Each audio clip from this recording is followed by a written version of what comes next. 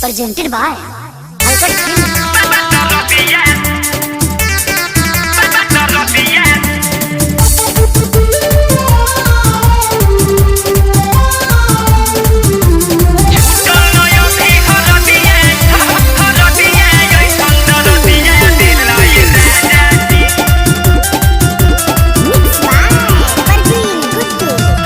चढ़ी से जरिया जानी भिरिया धरी नकस के पांजा जी ए जी सुनी चढ़ी से जरिया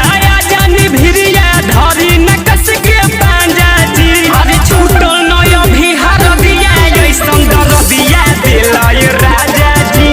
छूटल नय भी हर दिया ऐसन दर दिया दिलाय राजा जी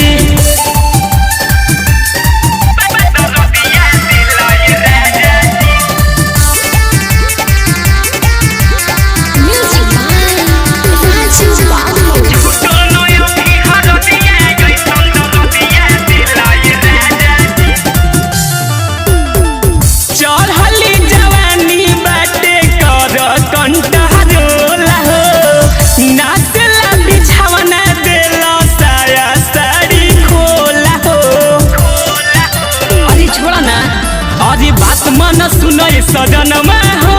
नया नया भइल भगवान में हो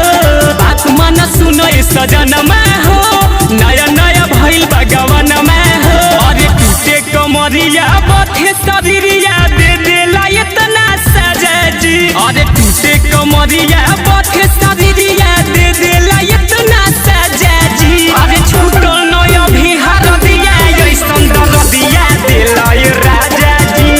छूटल नया भी हर दिया ऐसन दर दिया दिलाय राजा जी